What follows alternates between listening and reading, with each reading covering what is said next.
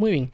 Entonces vamos a iniciar con el último tema del día de hoy, que coloqué por el título Saliendo en pie de guerra. Creo que es un tema bastante importante, pues como muy bien sabemos, ya hemos venido hablando de los desafíos de la guerra espiritual, que ha sido como que la serie de temas que hemos hablado anteriormente. Ahorita pues ya entraremos en otros temas que pueden ir relacionados o no, pero creo que este tema es muy importante.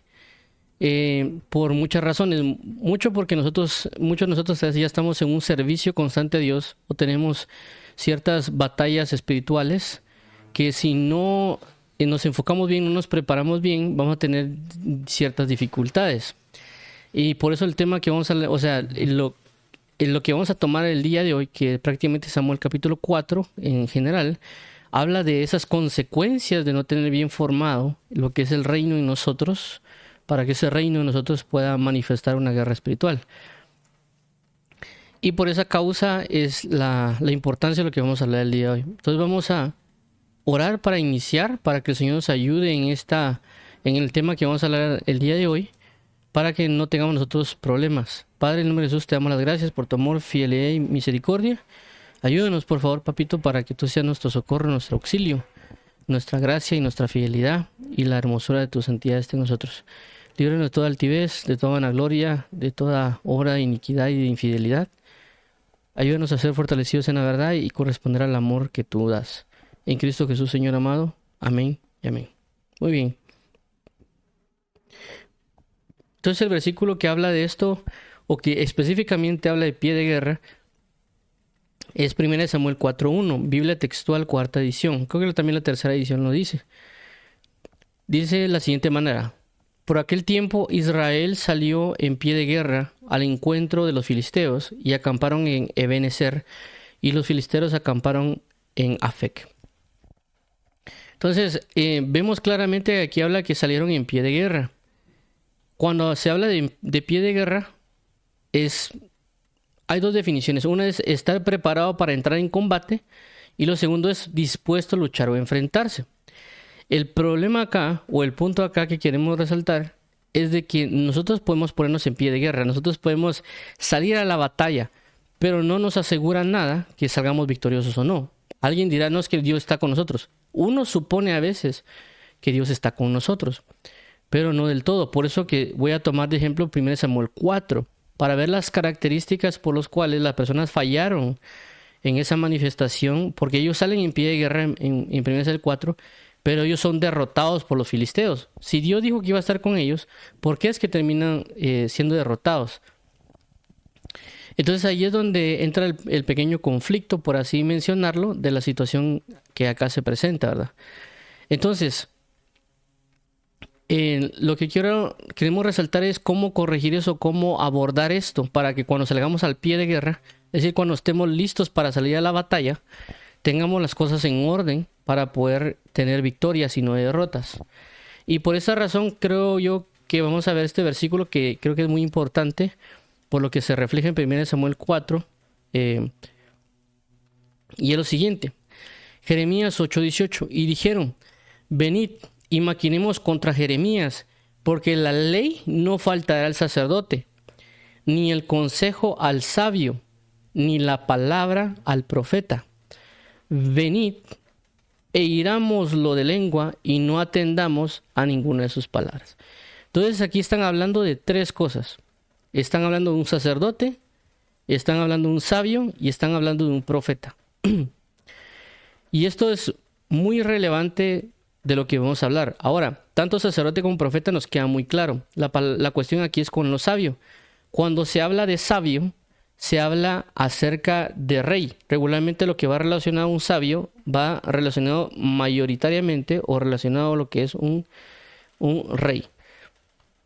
Veámoslo en Eclesiastés. Eclesiastés 4:13 al 14 dice: mejor es el muchacho pobre y sabio que el rey viejo y necio, que no admite consejos. 14. Porque de la cárcel salió para reinar, aunque en su reino nació pobre. Entonces vemos aquí la relación de este muchacho pobre que termina siendo rey, para reinar. Y que este muchacho pobre por consecuencia va a recibir consejo. Entonces va relacionado lo que es la sabiduría o lo que es sabio con lo que es consejo. Y también que un rey necio no es apto, no es apto para reinar. Entonces la sabiduría va relacionada a un reino. Entonces, ¿qué nos da a entender esto? Nos da a entender que hay tres cosas a las cuales van a atacar a la identidad sacerdotal, a la identidad de reino o de reinado y a la identidad de profeta o a la identidad o manifestación o fluir profético. Y esto va muy relacionado a lo que corresponde al reino de Dios, al reino de Dios. ¿Por qué? Vamos a ver algo que va relacionado a esto, que es muy clave con respecto a los reinos. Cuando uno ve a través de la Biblia, mayormente desde lo que corresponde, primera de Samuel, pero desde el hecho de Saúl o David, en adelante, todo lo que referiría al libro de Primera de Reyes, Segunda de Reyes, Primera de Crónicas o Segunda de Crónicas, regularmente vemos al rey como tal. Segundo, vemos a un sacerdocio, a un sacerdote.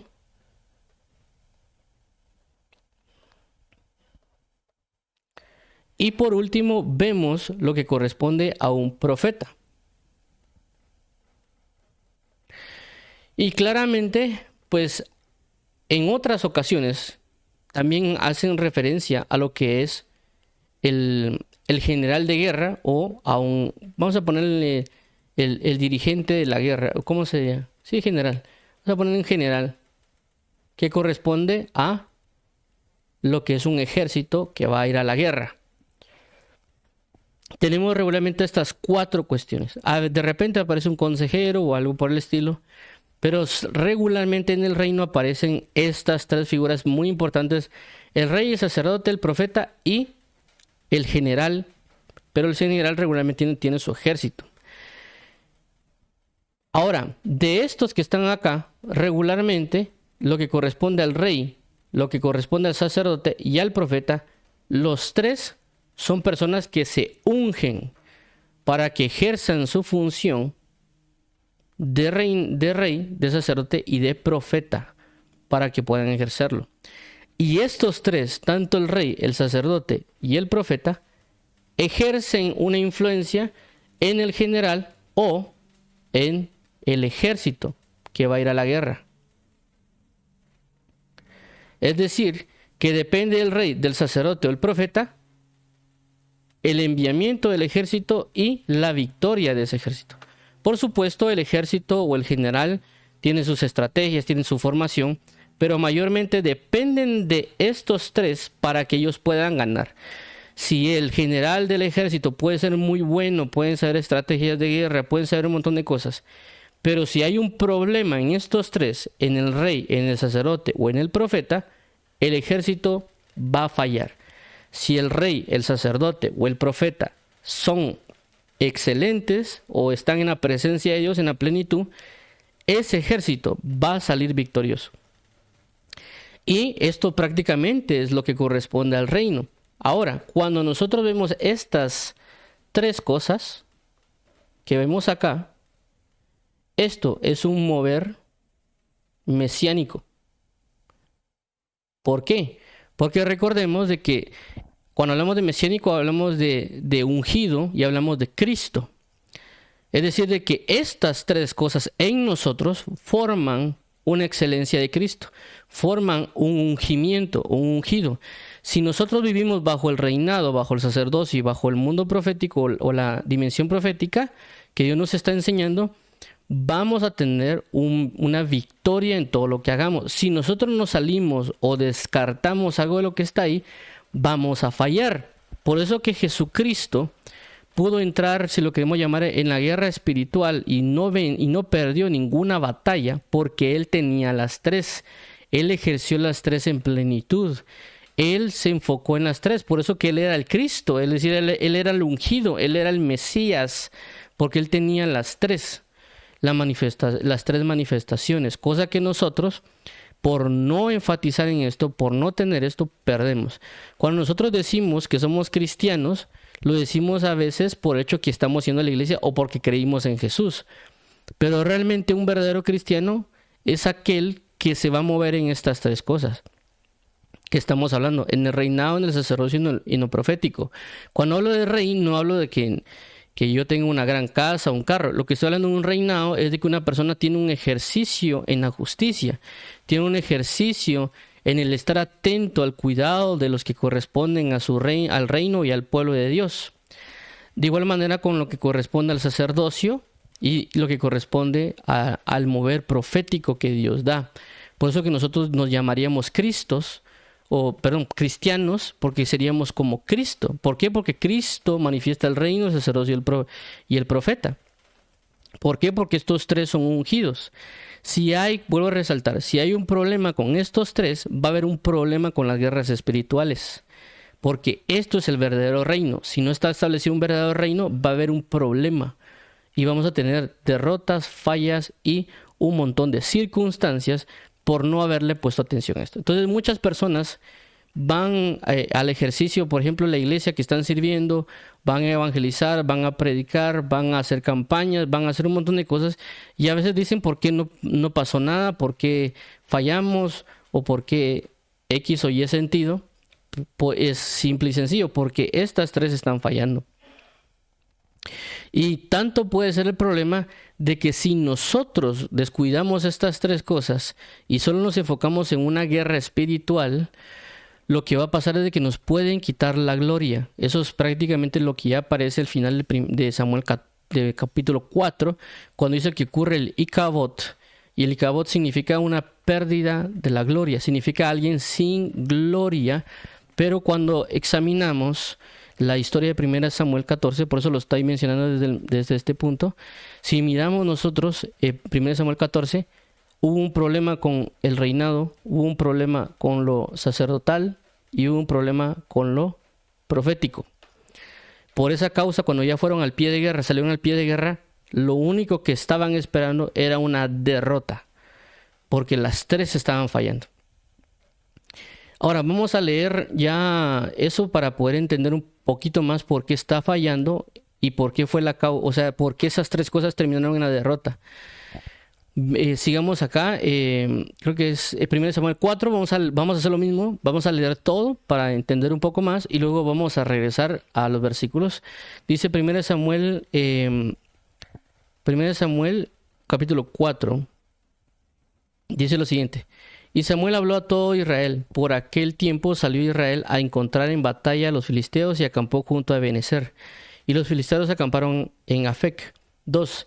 Y los filisteos presentaron la batalla a Israel y trabándose el combate, Israel fue vencido delante de los filisteos, los cuales hirieron en la batalla en el campo como 4,000 hombres.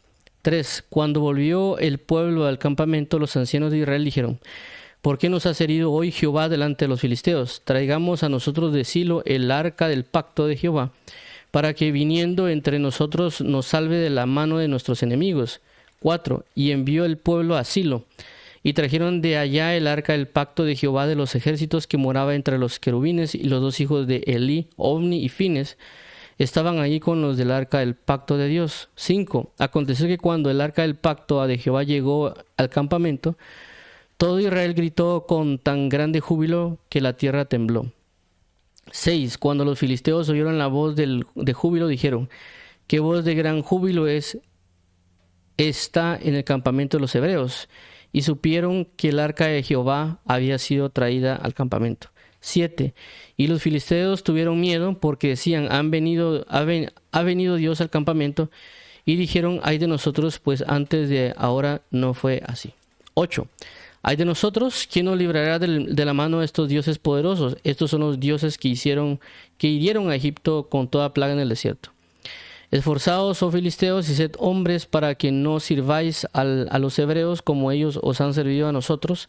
Ser hombres y pelead. 10. Pelearon pues los filisteos e Israel fue vencido. Y huyeron cada cual a sus tiendas y fue hecha muy grande mortandad, pues cayeron de Israel 30,000 hombres de a pie. 11. Y el arca de Dios fue tomada y muertos los dos hijos de Elí, Ofni y Fines. 12. Y corriendo de la batalla un hombre de Benjamín llegó el mismo día a Silo, roto sus vestidos y tierra sobre su cabeza. 13. Y cuando llegó, he aquí que Elí estaba sentado en una silla vigilando junto al camino, porque su corazón estaba temblando por causa del arca de Dios. Llegado pues aquel hombre a la ciudad, dadas las nuevas, toda la ciudad gritó.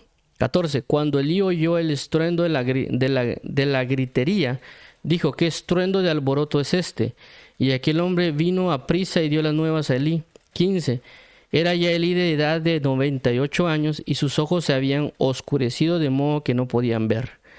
16. Dijo pues aquel hombre a Elí: yo vengo de la batalla, he escapado hoy del combate. Y Elí dijo: ¿qué ha acontecido, hijo mío? 17.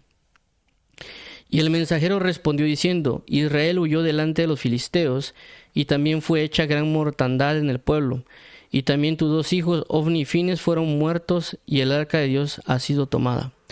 18. Y aconteció que cuando él hizo mención del arca de Dios, Elí cayó hacia atrás de la silla, al lado de la puerta, y se desnucó y murió, porque era hombre viejo y pesado, y había juzgado a Israel 40 años. 19. Y su nuera, la mujer de Fines, que estaba encinta, cercana al alumbramiento, oyendo el rumor que el arca de Dios había sido tomada, y muerto su suegro y su marido, se inclinó y dio a luz, porque le sobrevino sus dolores de repente. 20. Y al tiempo que moría, le decían las que estaban junto a ella: no tengas temor, porque has dado a luz un hijo. Mas ella no respondió, ni se dio por entendida. 21. Y llamó al niño Icabod, diciendo: traspasada de la gloria de Israel, por haber sido tomada el arca de Dios, y por la muerte de su suegro y de su marido. 22. Dijo pues: traspasada de la gloria de Israel, porque ha sido tomada el arca de Dios. Muy bien, entonces esto es lo que corresponde a 1 Samuel 14, de lo que vamos a hablar acerca de esto. Entonces, en resumen, se da el hecho de que el pueblo de Israel quiere entrar en batalla con los filisteos. Ellos prácticamente pierden la batalla, salieron en pie de guerra, pero aún así perdieron. Cuando ellos pierden, lo que sucede está de que ellos quieren volver a intentar vencer a los filisteos, pero ahora toman el arca de Dios, toman el arca pensando que llevando el arca ellos van a ganar. Por eso se hace un estremecimiento, una algarabía, como que gritos previos a la victoria de júbilo. Pero terminan, aún pesar de que los filisteos terminan perdiendo, terminan matándose a los hijos del sacerdote Elí, que también eran sacerdotes, y pues tienen otros problemas, por así llamarlo, con relación a por ejemplo, en este caso, que se pierde también el arca, que no solo al morir mucha gente, y los sacerdotes también tienen problemas, que se llevan el arca. Elí viene, escucha la noticia, él fallece. Esa noticia también impacta a un hijo que se nace como el sin gloria, y pues vemos que es un caos total. Es decir, que cuando alguien sale en pos de guerra, puede haber una derrota. Y eso es lo que quiero transmitir, en el sentido de que nosotros muy comúnmente actualmente se habla mucho de guerra espiritual y que hay que ir a la guerra. Y también pues por esencia ya las personas cuando van a evangelizar, van a predicar, y pues se topan con un montón de situaciones, y a veces pues mucha gente también cuando va después de ir a predicar o ciertas circunstancias también cae derrotado, a veces por ciertas características. Entonces hay mucho lo que podemos mencionar de muchas derrotas, pero la pregunta sería acá: ¿por qué fue que llegó esta derrota? O sea, esta derrota no fue que llegó de la nada, no llegó así como de golpe y bueno, los voy a hacer perder, porque Dios, lo que Dios necesita es de que su pueblo tenga la victoria sobre las cosas. Pero también tiene que haber una manera de vida para poder alcanzar esas victorias. Por eso mencioné anteriormente, cuando hablamos de lo que no le faltará al sacerdote la ley, al profeta la palabra y al sabio el consejo, haciendo referencia de que se necesita de eso para alcanzar la victoria. Y por eso que el enemigo atacaba a esos tres, por eso hablan de Jeremías, va a atacar esas tres áreas. ¿Para quién? Para traer la derrota de un reino o la derrota de una persona. Recordando que la guerra espiritual, el objetivo principal es llevar a la adoración a Dios y el enemigo nos va a atacar para llevarlo a que nosotros lo adoremos al enemigo. Entonces, en este caso, previo o lo que va a atacar al enemigo son estas tres manifestaciones en nosotros. Por eso que nos llaman en la Biblia acerca de cristianos. Algunos dicen que puede ser por burla, otros dicen que es porque sí debemos ser cristianos. Pero una cosa es cierta, la Biblia dice que tenemos que ser como Jesús. Cuando nos derraman el Espíritu Santo somos ungidos, en el sentido de que tenemos al ungido, y pues el Espíritu Santo va a manifestar estas tres cosas en nosotros, como lo hacían antes, que el Espíritu Santo descendía sobre el rey, sobre el profeta y sobre el sacerdote para ejercer sus funciones. Sobre nosotros es derramado el Espíritu Santo para que nosotros vivamos conforme a esa función también. Por eso es la Biblia que somos real sacerdocio, nación santa, pueblo adquirido por Dios. Y también se nos ha dado un poder profético, es decir, aquel que anuncia la palabra de verdad a través de las Escrituras y otras cosas que podríamos señalar. Entonces el enemigo va a atacarnos eso para que dejemos de ser ungidos y por consecuencia para que tengamos derrotas. En este caso en particular hay ciertos detalles que voy a resaltar. Por ejemplo, lo que es en el versículo 4.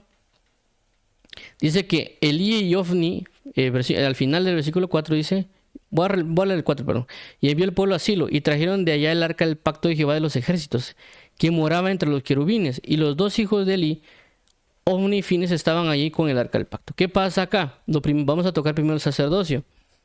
Lo que sucede está de que cuando vemos el capítulo 2 y capítulo 3 del libro de Samuel, se habla que Elí tiene dos hijos, Ofni y Fines. Elí era el sacerdote principal, el que estaba llevando la herencia desde Aarón hasta su fecha, hasta él.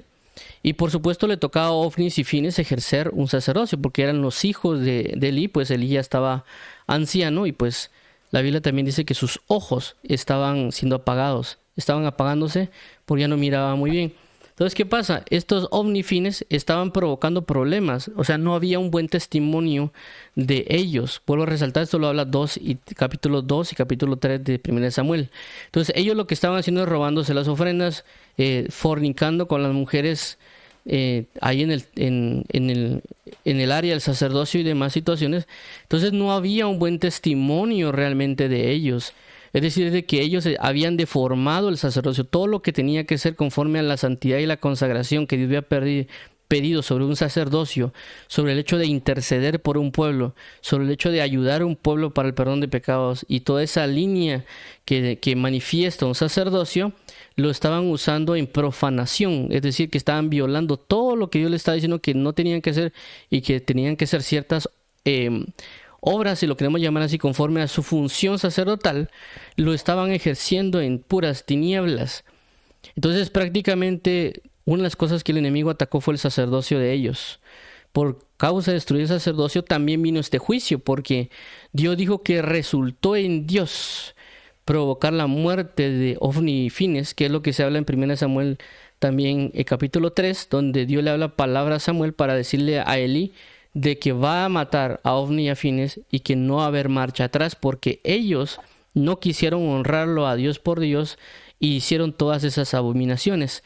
Por esa razón, Ofni y Fines, Dios resulta matarlos, y en este caso fueron matados en esa guerra. Entonces, primer punto, el enemigo destruyó el sacerdocio. A causa de destruir el sacerdocio vino una palabra de juicio para la destrucción.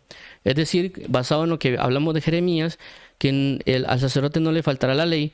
Es decir, que la persona que es sacerdote, nosotros, como nos han llamado real sacerdocio, porque a veces regularmente siempre resultamos diciendo, no, es que somos real sacerdocio, nación santa, pueblo real y adquirido por Dios. Sí, pero comportémonos como tal.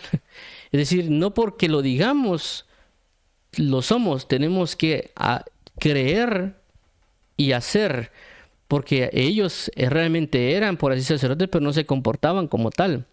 Entonces nosotros tenemos que ir acorde. Sí, es cierto, Dios nos llamó y nos ungió, pero también asimismo tenemos que cumplir con lo que la identidad que nos ha dado y nos ha formado, y esa identidad es sacerdotal. Por consecuencia debemos conocer cómo es un sacerdote, y un sacerdote lo que hace es consagrarse. En la Biblia menciona donde dice que y los sacerdotes se consagraron para la obra, se consagraron para el servicio. También una de las características que tiene un sacerdote es de que el sacerdote tiene un padre. Es decir, en este caso, el sacerdocio era arónico. Todo lo que venía de él era sumo sacerdote. Por consecuencia, tenía que tener una línea genealógica, una línea de nacimiento que venía de ese sacerdocio, en este caso de la línea de Aarón. Si eso no sucedía, no podía ejercerse el sacerdocio. E inclusive para la restauración de todas las cosas en el libro de Nehemías, cuando van a restaurar, ya restauraron el templo, restauraron varias cosas, una de las cosas que se hace es la restauración del sacerdocio. Es decir, no solo se restauró el templo, no solo se restauró la ciudad, se restaura el sacerdocio. ¿Cómo lo hicieron? Viendo el libro de la genealogía de cada sacerdote y se dieron cuenta de que algunos no aparecían. Entonces lo que hicieron, bueno, ustedes no aparecen en la línea genealógica, los vamos a quitar. Vamos a quitar a todos ustedes que no están dentro de la línea genealógica sacerdotal, porque ustedes no vienen de Aarón, ustedes no vienen de la línea de los levitas. Ustedes no tienen nada que hacer acá. Entonces, a causa de eso vemos de que si queremos restaurar una gloria, si queremos obtener una victoria en batalla, lo primero que tenemos que restaurar o lo primero que tenemos que afinar es el sacerdocio. Si no tenemos un sacerdocio, si lo estamos profanando, si nosotros queremos avanzar en el evangelio, si queremos adorar, queremos cantarle, queremos estar en el servicio de la obra, la predicación y todo eso que a veces que quisiéramos nosotros hacer, realmente lo primero que hay que restaurar es el sacerdocio. No tenemos que desenfocarnos del sacerdocio. Y vuelvo a repetir, en este caso debemos ver la línea genealógica. Cuando hablamos de una línea genealógica, estamos hablando de que tenemos los genes, tenemos la forma, la apariencia de nuestro Padre. En este caso, cuando hablamos del nuevo sacerdocio que Dios establece a través de lo que es Melquisedec, el orden de Melquisedec, es decir, Jesucristo como Melquisedec, todo aquel que cree en Jesús viene bajo la línea sacerdotal de Melquisedec, es decir, de Jesús, y no necesariamente la arónica. Entonces nosotros, basados en esos genes, en esa genética espiritual, en esa línea espiritual, tenemos que manifestar la imagen del Cristo, porque esa es la idea con la genética. Cuando, por ejemplo, me miran a mí, a veces me dicen, mire, usted tiene toda la cara de su papá. Cuando a veces miran a mi hermano, dice, usted tiene toda la cara de su mamá. Pero la idea de que hay una apariencia, o dicen, bueno, usted tiene los ojos de su papá y la nariz de su mamá.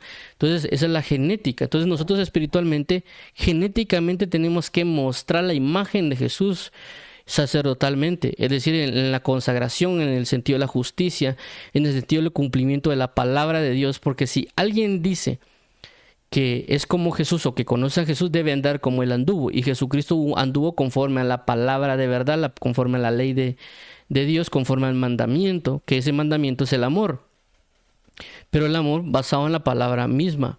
Entonces, si nosotros queremos salir en pie de guerra, revisemos nuestro sacerdocio, nuestra vida sacerdotal, cómo está. Así como vimos con Samuel, que dice que Samuel era sacerdote y ministraba delante de Dios.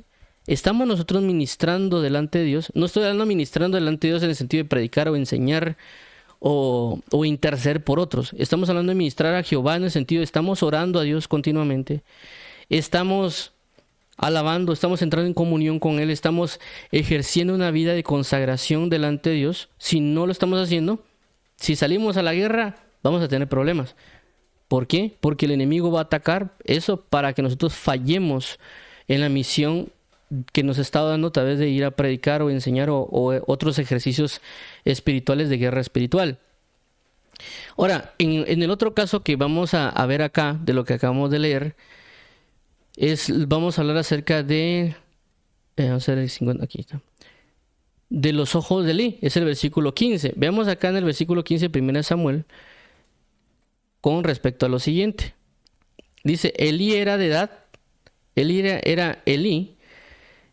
de 90 años y sus ojos se habían oscurecido. Sus ojos se habían oscurecido, de modo que no podía ver. Esto nos habla del fluir profético. Realmente hay algo muy importante con respecto a los ungimientos, que no había una... Por ejemplo, alguien era sacerdote, por ejemplo, vimos tres cosas: el rey, el sacerdote y el profeta, que eran ungidos, y bajo ese ungimiento el ungimiento representaba la unción del Espíritu Santo, y por consecuencia la habilitación para su función, ya sea sacerdotal, ya sea como rey, como profeta. Pero habían casos en los cuales cada persona generaba las dos o tres, es decir, que un sacerdote podía ser profeta. Por ejemplo, en el caso del libro de Jeremías, el profeta Jeremías, como nosotros lo conocemos como profeta, realmente venía de una familia sacerdotal. Entonces él era sacerdote y profeta. En el caso también, bueno, recordemos que el que se ungía el sumo sacerdote, ¿va? Entonces él tenía tanto el sacerdocio como lo profeta. Si vemos en el caso, por ejemplo, de David, David era rey, ungido como rey, pero también él era profeta.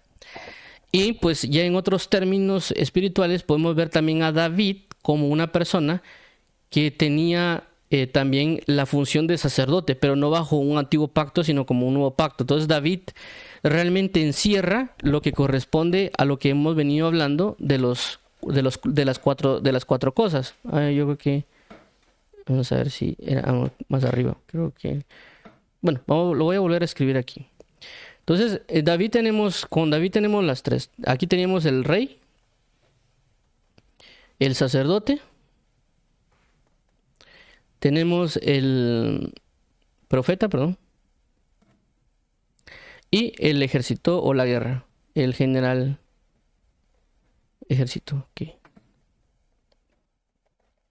Entonces, ¿por qué fue David tan próspero en la guerra espiritual, por así llamarlo?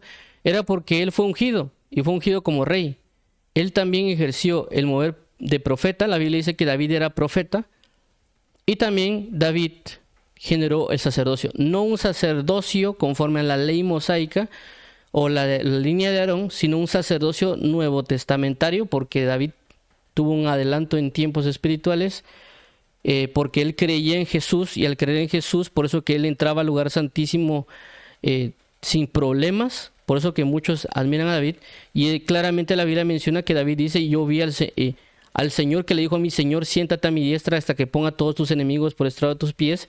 Y prácticamente lo que está viendo David es a Jesucristo resucitado, por lo cual él cree en Jesús y por lo tanto él vivió un sacerdocio conforme al orden de Melquisedec. Por esa razón David genera un sacerdocio nuevo testamentario. Entonces David tiene un ungimiento en las tres líneas y las tres las ejecuta bien. Él era un rey sabio, él era un rey prácticamente dedicado al pueblo.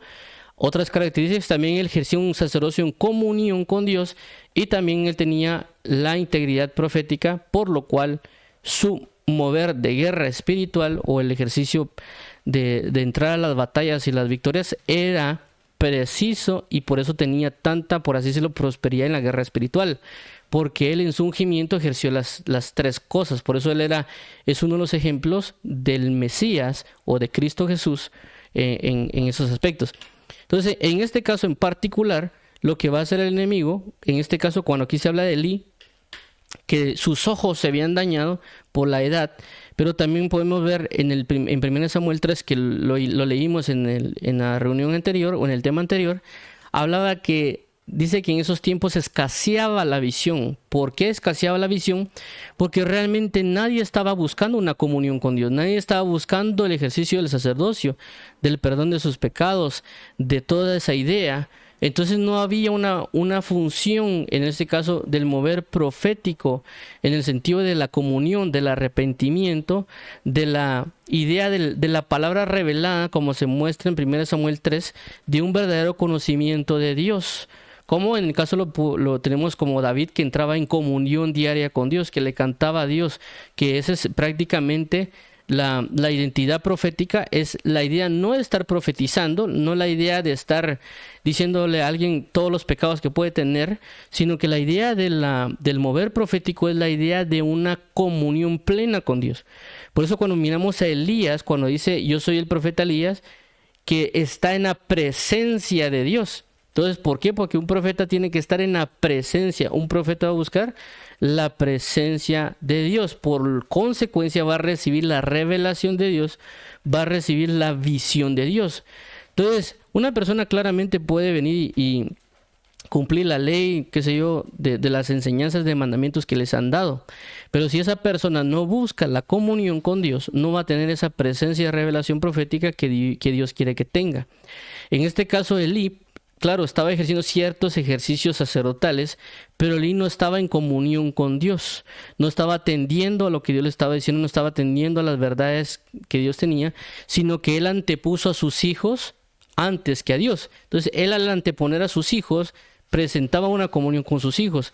Si él hubiera antepuesto a Dios, hubiera tenido la comunión con Dios y por consecuencia su vista, su mover profético no se hubiera desaparecido. Por eso, si no estoy mal, creo que con Moisés le dicen a Moisés de que Moisés no perdió la vista, que sus ojos miraban claramente, es decir, que su visión profética, su mover profético estaba permaneciente. Entonces vemos acá de que lo que hizo el enemigo, atacó el sacerdocio, atacó lo profético, y por consecuencia hubo 2 derribados que eran parte del reino. Y por último vemos de que también derriban lo que corresponde al reinado. ¿Por qué? Porque realmente el pueblo de Israel no estaba tomando a Dios por rey. Vemos que en ningún momento de lo que estamos hablando en 1 Samuel, ellos se van a orar a Dios y decirle, Señor, ¿vamos o no vamos a la guerra? ¿Y por qué? Porque se había destruido el sacerdocio y se había destruido lo profético. Porque regularmente lo que se hacía era consultar al profeta o consultar al rey, o el rey decidía si iban o no a la guerra, basado en lo que los profetas decían, o si había un consejero, el rey decía a los consejeros, bueno, hagamos una reunión, ¿quién es el que está acá que pueda decirme qué podemos hacer? O vuelvo a repetir, en el caso del profeta, llamaban a los profetas y decían, iremos o no a la guerra. En ciertas ocasiones podía pasar de que agarraban el Urim y Tumim y consultaban a Dios, el sacerdote, si iban a la guerra o no iban a la guerra, porque era una manera de consultarle a Dios. No se ve acá en 1 Samuel 4 que vayan a consultarle al rey, en este caso a Dios, que vayan a consultarle a un sabio, que vayan a consultarle a un profeta, o que vayan a consultar al sacerdote, si era o no dirección ir a la guerra. ¿Por qué? Porque ellos no estaban tomando realmente a Dios por rey. Ellos ya habían desechado a Dios por rey. Y eso se ve claramente cuando ya establecen a Samuel y le dicen, nosotros queremos un rey como todas las naciones. Samuel se pone triste y Dios le dice, no te han desechado a ti, me han desechado a mí por rey. Entonces realmente vemos cómo el enemigo atacó al pueblo de Israel, derrumbando las 3 cosas principales de la vivencia de un reino: al rey, al sacerdote y al profeta. Al derribarlos, pues automáticamente ellos entran en una derrota. Y esto es algo que tenemos que tener cuidado. Por eso es que nosotros ciertas áreas de nuestra vida no logramos vencer, ¿verdad? Y es de que cuando esto pasa, ellos ya entran bajo su doctrina o entendimiento, en lugar de ir a preguntar a Dios. Hacen cosas que según ellos aprendieron, según ellos conocen, según ellos van a practicar, o que según ellos en un momento les funcionó y lo quieren aplicar. Y en este caso es como el arca del pacto representa la presencia de Dios, como el arca del pacto representa algo que va a traerles victoria, ellos la llevan. Pero en ningún momento vemos que le preguntaron a Dios, mira Señor, ¿por qué perdimos? ¿Qué pasó? En el caso de Josué, cuando él tuvo si no estoy mal, la derrota con Jai, él sí fue a consultar, mira Señor, ¿qué pasó? Y el Señor le dijo, mira, hay pecado en el pueblo. Vino Samuel y ya resolvió el problema del pecado. Y ya Dios les pudo dar la victoria. Pero él sí fue a consultar a su rey, siendo pues Josué el general de guerra. Entonces él vino y consultó a Dios, Dios le dijo la especificación, él resuelve el asunto, van en la guerra y vencen. Ellos no hicieron esto, ellos suponían, bueno, es que aquí cargamos el arca del pacto, aquí cargamos esto. Traduciéndolo en ciertas ocasiones, puede ser de que alguien ya comience a usar estrategias de guerra espiritual, puede ser de que él comience a decretar versículos o comience a declarar, o puede decir, yo profetizo sobre mi vida, yo declaro, yo establezco, yo decreto, y puede decir un montón de cosas, porque así le enseñaron que así se obtienen victorias. Yo he oído personas donde dicen, no, es que yo arrebato este trabajo, yo arrebato esta bendición, etcétera, y después no les dan nada de eso. ¿Pero por qué es? Porque hubo una mala enseñanza y hubo una falta de entender de que se le pregunta al rey qué es lo que el rey quiere, qué es lo que el rey necesita, qué es lo que el rey espera, cuál es la dirección del rey. Por eso cuando vemos en la Biblia, cuando hay un rey que pide consejo y el profeta le dijo que no fuera a la guerra, que él vio al pueblo de Israel dispersos como ovejas que no tenían pastor, y que dijo cada quien regresa a su casa, en el sentido de que no había un rey quien dirigiera, quien estableciera el liderazgo, el que lo llevara realmente a la victoria. Y por esa falta del conocimiento del rey y lo que el rey quiere o la dirección que se quiere dar, nosotros fallamos. hacemos uso de doctrinas que nos han enseñado, hacemos uso de cosas que nosotros pensamos, pero no va de acorde a la verdad que Dios nos ha otorgado. Entonces ellos acá, en lo que vimos del arca, ellos llevan el arca, ellos piensan que van a obtener la victoria y lo único que terminan haciendo es fallando. ¿Por qué? Y ellos tal vez se podían haber agarrado la cabeza diciendo, no, hombre, es que ya habíamos antes llevado el arca y nos había ido bien. Inclusive puede ser que alguien diga, nosotros obtenemos la victoria cantando alabanzas o haciendo ayunos, y podemos usar un montón de estrategias que nosotros pensamos que tenemos, pero no vamos a obtener la victoria. ¿Por qué? Porque no le preguntamos al rey. Entonces, por esa razón a Jeremías dice claramente, vayamos y vamos en contra de Jeremías, porque al profeta, al sacerdote no le faltará la ley, al sabio el consejo, y al sacerdote al profeta la palabra. Entonces, por este cúmulo, esas tres cosas, por eso es de que ellos fallaron en la guerra espiritual.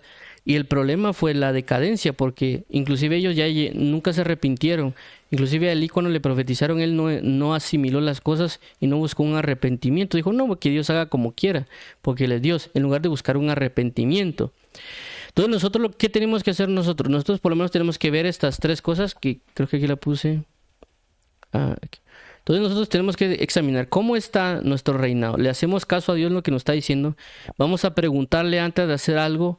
Vamos a inclusive preguntarle fechas, preguntarle formas, preguntarle qué es lo que tenemos que hacer. Es decir, por ejemplo, inclusive para predicar o para decir temas, los temas que por ejemplo en este caso estoy yo mencionando, hay personas que ya lo asimilan así como, bueno, yo quiero predicar de esto.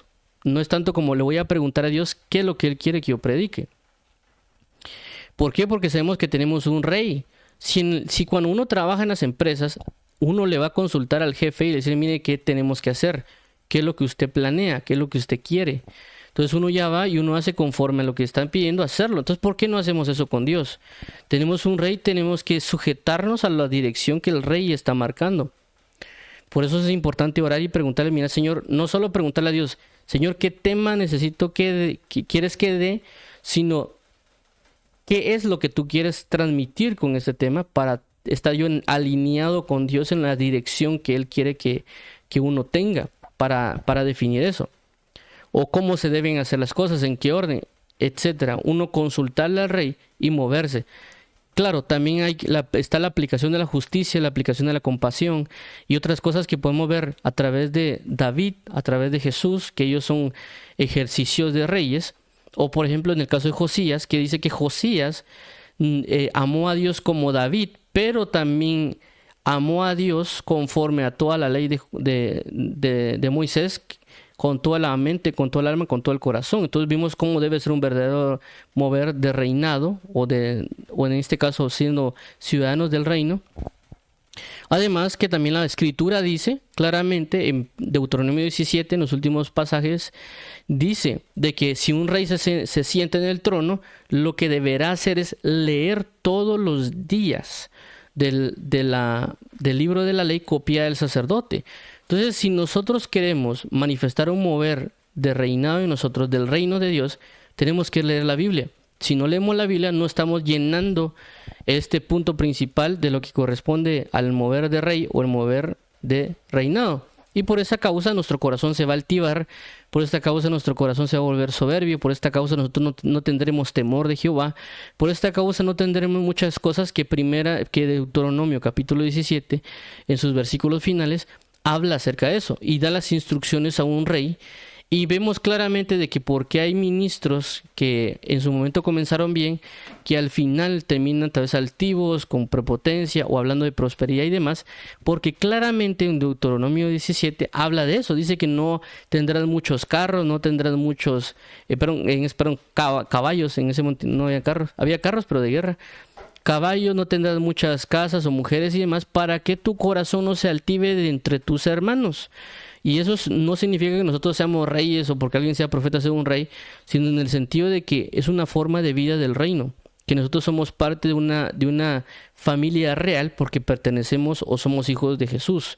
Tenemos que tener la cultura del rey, tenemos que tener el pensamiento del rey, el principio del rey, lo que también le hablaron al hijo de Josías en Jeremías, diciéndole que un reino se basa en tener una gran casa, un reino se basa en tener un palacio, Un rey no se basa en tener riquezas. Un rey se basa en aplicar justicia y ver la compasión.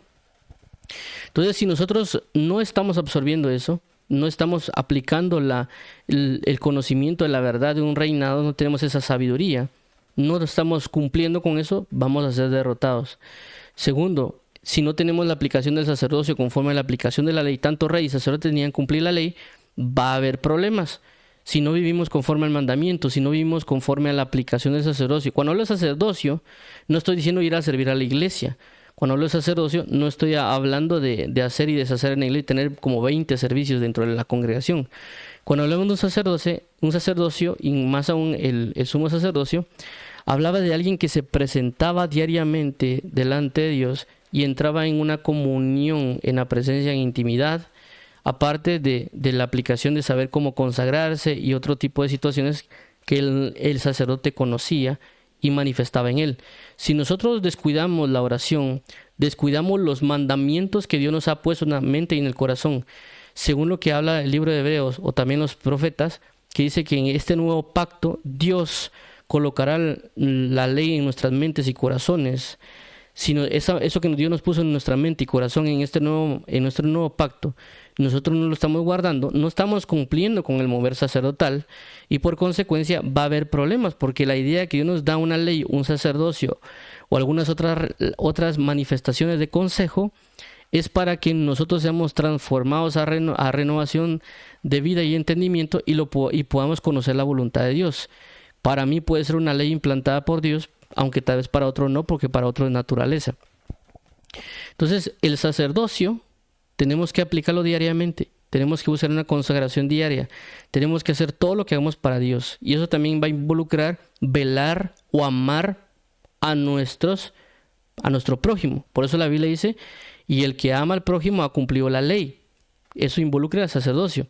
Ahora, en el otro punto de lo que corresponde a lo profético o lo profeta, es lo mismo, que Dios nos va a revelar la palabra. La palabra es para que la vivamos y también para que nos acerquemos en una intimidad con Dios, para recibir una palabra de revelación, para recibir una palabra de comunión, una palabra de conexión con Él, por lo cual eso va a reflejar que nosotros podemos brindar una palabra de revelación, podemos brindar nosotros una palabra de consuelo, o Dios nos envía a hacer ciertas manifestaciones, o una vivencia profética, como lo hablamos anteriormente con 1 Samuel 3, que dice que no conocía a Dios y la palabra no le había sido revelada. En el sentido de que ese mover profético va a venir a nosotros, conocimiento de Dios y palabra de revelación por la causa de la comunión. ¿Por qué? Porque Samuel ministraba constantemente a Dios. Él estaba buscando una comunión diaria, también como lo hizo David. Al hacer esto si nosotros no estamos entrando en esta comunión de oración, es decir, alguien puede leer la Biblia, se la puede saber, está excelente, pero si alguien no tiene una comunión de oración, una comunión de intimidad con Dios, no estamos hablando de orar 10 minutos, no estamos hablando de orar 20 minutos, estamos hablando de una dedicación de estar en la presencia de Dios. También asimismo, como por ejemplo, cantarle salmos a Dios, que también es parte de un mover profético porque David lo tenía. Porque inclusive cuando se habla de profeta es hombre inspirado, y la inspiración profética, cuando uno le canta a Dios en cántico nuevo o las alabanzas, van a formar una dimensión profética en nosotros de comunión, al igual que la oración. Entonces, si nosotros tenemos no descuidamos estas tres cosas, sino que día a día las alimentamos, vamos a obtener victorias, vamos a tener un verdadero mover de pie de guerra. O sea, vamos a estar, como hablamos de pie de guerra, es estar preparado. Cuando nos llamen a la guerra, cuando nos toque que confrontar cosas, que nos toque que lidiar con situaciones, vamos a poder obtener la victoria. Y por supuesto, como ya me resalté, el enemigo va a buscar derrumbarnos estas tres para que no podamos obtener lo que necesitamos. Claramente, a veces tenemos tropiezos puede ser que tengamos fortalezas en uno y escasez en otro, eso es normal. Pero por eso nosotros tenemos que, como dice la Biblia, examinaos a vosotros mismos. Ver qué está pasando. Ok, no estoy leyendo la Biblia, por esa causa está pasando esto. Y claramente a mí me ha pasado. Yo a veces digo, bueno, me está pasando este problema, no lo logro. Y comienzo a revisar mi vida diaria y digo, bueno, ya entendí. Sí estoy orando, sí, tal vez sí estoy cumpliendo ciertos mandamientos que me han mandado, pero me olvidé de leer la Biblia. Antes la leía 2 horas, ahora la leo media hora. Esto posiblemente sea. Entonces comienzo a leer más y ya veo que comienzo a avanzar, porque digo, bueno, esto es lo que me hacía falta. Por eso es de que no logro esta situación. O a veces tal vez uno cae en tentación y uno pone a rezar, pero ¿por qué fue que caí en esta tentación? Y la Biblia claramente dice, orad para no caer en tentación. Profético, oración. Orad para no caer en tentación. Entonces yo comienzo a examinar, bueno, sí oré, pero tal vez oré 5 minutos, 10 minutos, media hora, toda la semana, y uno como uno le gusta poner excusas, ¿verdad? Porque mucho trabajo, porque tuve que hacer esto y demás. Entonces claramente, final de semana o en media de la semana, una tentación cayó. ¿Por qué? Porque se olvidó de la oración, es decir, se olvidó de lo profético. Y por esa causa, nuestra guerra espiritual, es decir, cuando nos tentaron, cuando el enemigo peleó con nosotros, cuando nos atacó por la mente, el corazón, los sentimientos, las motivaciones y demás, caímos en esa guerra espiritual. ¿Por qué? Porque no oramos, es decir, descuidamos lo profético. Entonces, por esa razón, nosotros debemos estar bien atentos. Si no queremos perder gloria, como ya mencionamos acá, de que por haber descuidado, por dejarnos destruir en estas 3 áreas que representan el reino de Dios, por causa de eso, nos derrumbaron toda la gloria que tenemos. Por eso a veces nosotros vamos en gloria y de repente pecado, y tal vez la gloria que teníamos antes no la podemos alcanzar nuevamente porque estas 3 áreas están siendo afectadas. Y pues claramente a veces no es como que uno suba directo hasta allá, sino que tiene que ir como 3 escalón por escalón, restaurando las áreas, reinado, sacerdocio, profético. Y un ejemplo claramente de una restauración de todo esto habla en el libro de Esdras y Nehemías. Tanto Esdras y Nehemías hablan de una restauración del reino de Dios, de lo que corresponde a Jerusalén, al templo y todas las situaciones, por la misma razón, por causa de que el rey se había ido a ídolos, había hecho la guerra a su manera y de todo, pues ellos destruyeron todo lo que respecta al reinado. El sacerdocio se había corrompido, había robado, había abusado de las situaciones, había profanado, lo que habla también el libro de Ezequiel. Y en el caso de los profetas profetizaron mentira, tuvieron comunión con adivinos o se metieron con otros dioses y demás, por lo cual Dios arrasó con todo lo que corresponde a Israel, envió ejércitos a Nabucodonosor que lo destruyeran, todo se fue patas arriba por causa del descuido de estas 3 áreas. Cuando ya hay una restauración, tanto Esdras como con Nehemías, el primero que establece el punto de restauración, si no mal recuerdo, en el libro de Nehemías se manifiesta, es el rey. ¿Por qué? Porque el rey Ciro, si no estoy mal, el rey Ciro es el que da la carta para la restauración del pueblo de Israel. Comenzó con un rey, diciendo, vamos y restauramos. Por supuesto viene Dios e incentiva al rey Zorobabel y también al sacerdote, que en ese momento era Josué, es decir, en este caso rey y sacerdote, ¿para qué? Restauren al pueblo de Israel en tanto las murallas y las demás situaciones. Entonces Dios incentiva, o en otras palabras dice, excita al rey y al sacerdote para que se levanten a restaurar. Y a ese mismo punto viene Dios y envía a profetas, si no estoy mal, es Zacarías, Ageo, y no me recuerdo quién es el otro que envía, no me recuerdo si es Ageo. Los envían para que vayan y restauren al rey y sacerdote, fortalezcan al rey y sacerdote a través de la palabra profética, para que vayan a una restauración de todas las cosas. Entonces, ahí vemos también en el libro de Nehemías, todo es lo que estoy mencionando, si no estoy mal, habla en Esdras, en el libro de Nehemías, es Nehemías que se levanta como un gobernador que va ligado a esta parte, y él lo que hace es corregir el reinado que se estaba dando, porque tanto los gobernadores, la alcaldía y otras cuestiones lo que estaban haciendo es robando, poniendo impuestos, habiendo una escasez, poniendo una cantidad de impuestos, sobrecargando al pueblo. Entonces lo que dice Nehemías es, ¿cómo van a ser posible que ustedes hagan eso? ¿Por qué están cobrando? ¿Por qué están sobreponiendo cargas a los hermanos? Entonces quitan eso, aunque lo hicieron solo por un momento. Inclusive dice que Nehemías no estaba recibiendo sueldo.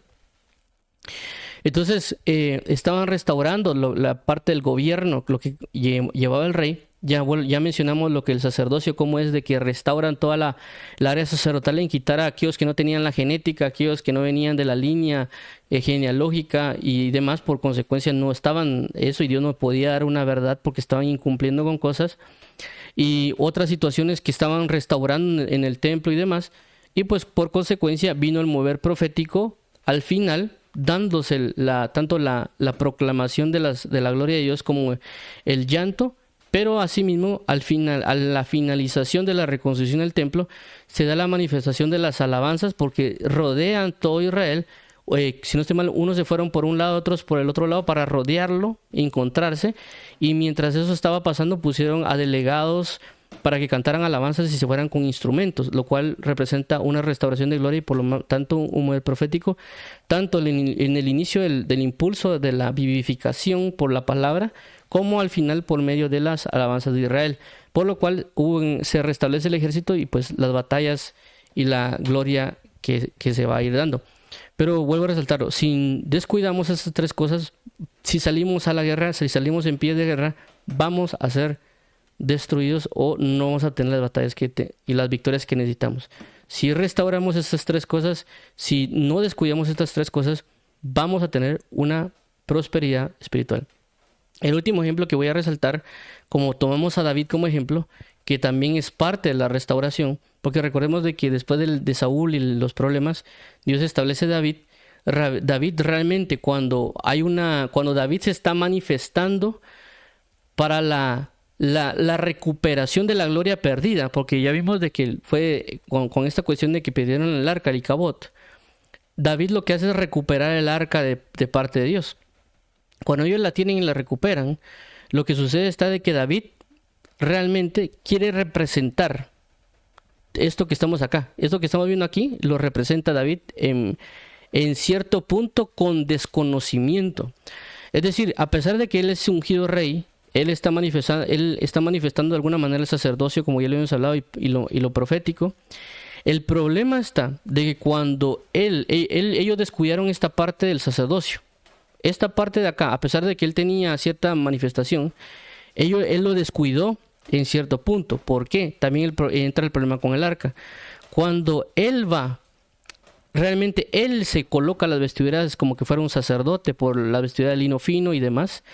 Entonces él viene y comienza a danzar, comienza a ejercer la alegría, la algarabía que también habían tenido en el caso de 1 Samuel 4. Y el problema con el sacerdote, la parte sacerdotal, es de que ellos llevan el arca con bueyes, con animales, lo que representa una naturaleza animal, una naturaleza de pecado, una naturaleza, etcétera, y quieren llevar el arca. ¿Qué pasa? Se muere una persona, es decir, ellos tienen una derrota, toda la gloria que tenían de la recuperación decae y la van a dejar en un lugar. Tanto David como los sacerdotes, porque en una parte dice que David lee la Biblia, lee la Torá, y dice que lee de que el arca debe ser llevada por sacerdotes, y en otra parte dice que los sacerdotes leyeron y se dieron cuenta que el arca debe ser llevada por los sacerdotes. Entonces, tanto sacerdotes como rey, en este caso lo que estamos viendo aquí, tanto el área de reinado como el sacerdocio, examinaron por las escrituras, por lo profético, cómo debería hacerse las cosas, y ya luego entra el otro punto donde David, siempre con su vestidura de lino, representando un sacerdocio, pero llevando larga por sacerdote, él se quita las vestiduras, reflejando prácticamente reflejando toda la naturaleza de cómo él es sin tacha, sin nada, sin pecados ocultos, sino mostrándose tal cual, lo que representaría un verdadero sacerdocio. Entonces, David prácticamente en el reinado, sacerdocio y profético ya estaba full, no solo él como persona, sino también cómo están llevando el arca. Entonces, a veces pasa eso, nosotros quisiéramos muchas cosas, pero el problema está de que como no hemos examinado en estas tres manifestaciones, no podemos tener victorias, o tenemos problemas, o tenemos situaciones, y uno a veces dice, no hombre, es que por eso a veces hay gente que dice que no, es que ellos son religiosos, son legalistas, ellos no hay que enfocarse en buscar mucho la Biblia, y podrían tener ellos muchas más glorias, muchas más manifestaciones de Dios, si tan solo fuéramos más detallistas, porque claramente todos necesitamos ser restaurados, ¿verdad? O sea, no es que todo esté ya full restaurado, o completamente restaurado, sino que cada uno de nosotros debemos ir siendo restaurados. Y eso va a impactar personal como grupalmente, como ya mencionó la Biblia, dice, y ustedes vienen y edifican sus casas, se preocupan por ustedes, pero mi casa está desolada, está destruida, pero ustedes están ocupando por su casa. Entonces nosotros a veces queremos prosperidad, queremos cosas en nosotros, pero nos olvidamos de la casa de Dios. Y cuando hablo de la casa de Dios estamos hablando de la doctrina, estamos hablando de la revelación, la sabiduría, la profecía en índoles globales y personales para generar una restauración. Nosotros pensamos de que ya estamos bien así como estamos, o personas o religiones que ya llevan religiones de años que se quedaron en cierto punto de restauración y siguen en esa línea y ya no abarcan más. Otras líneas denominacionales lo que hacen es, bueno, voy a agarrar parte de lo antiguo, voy a agarrar parte de lo nuevo y voy a formar otra línea, ¿no? Entonces nosotros debemos ver bien, tanto en nuestras vidas como en una forma global, como lo hizo Nehemías y Esdras, que cada uno enfocó un área. Esdras se enfocó en la parte sacerdotal, Nehemías se enfocó en la parte del gobierno o el reinado, y por supuesto los profetas que llegaron a impulsar también la restauración por medio de la palabra de Dios. Entonces vamos a orar para finalizar, para que nosotros, si vamos a salir en pie de guerra, hagamos como que un checklist, ¿va? ¿Cómo está cómo está mi mundo de reino? ¿Cómo está mi mundo sacerdotal? ¿Cómo está mi mundo profético? Y pensarla antes de ver si nos metemos a situaciones, porque si no vamos a salir perdiendo. Hay personas que entran en el servicio y lo único que pasa es de que yo he visto personas que sirven, a veces tal vez, qué sé yo, tal vez solo ponen sillas, cuestiones por el estilo, yo los he visto, y de repente dejaron ir a la iglesia, se cayeron. ¿Pero por qué es? Porque están sirviendo, es decir, tal vez están entrando en un sistema de guerra, pero no están orando, están leyendo. O sea, estos tres que estamos mencionando ahorita, nada de nada. Y lógicamente ellos terminan cayendo, terminan siendo destruidos. Tal vez la única fuente de alimentación es ir a la iglesia los domingos. Pero como ahora en lugar de alimentarse en la congregación los domingos, van a servir los domingos, entonces ese tiempo está como que consumido, tomado por otra área.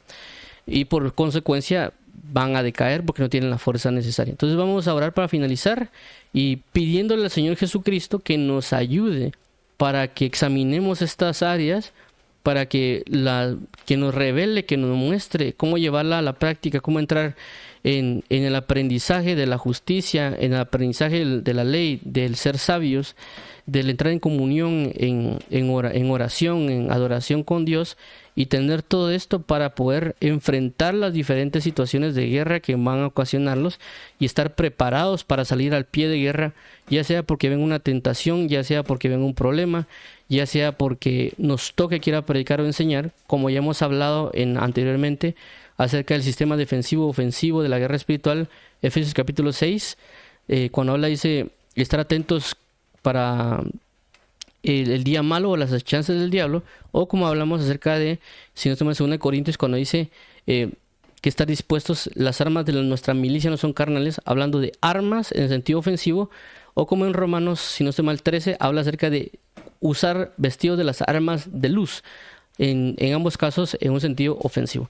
Entonces Dios nos fortalezca, nos establezca en la verdad. Vamos a orar para finalizar y que Dios nos guíe y nos forme a todos. Padre, en el nombre de Jesús venimos pidiendo hoy misericordia, pidiendo hoy revelación, pidiendo hoy el conocimiento de tu reino, el conocimiento sacerdocio, el conocimiento de lo que corresponde a lo profético, para que nos enseñes, nos muestres, para que examinemos a nosotros mismos, para que tu Espíritu Santo nos muestre la verdad y la realidad de las cosas y nosotros podamos arrepentirnos, Señor Jesucristo, de lo que estamos haciendo para poder vencer a las situaciones que estamos, para poder salir en pie de guerra y salir victoriosos y no nos sea dado un icabod, decir que no nos quiten glorias a causa de los pecados, a causa de las faltas y las fallas, sino que podamos asimismo tener las victorias y tener cabot, es decir, recuperar una gloria, restaurar las cosas para poder establecernos en la verdad en ti, Señor.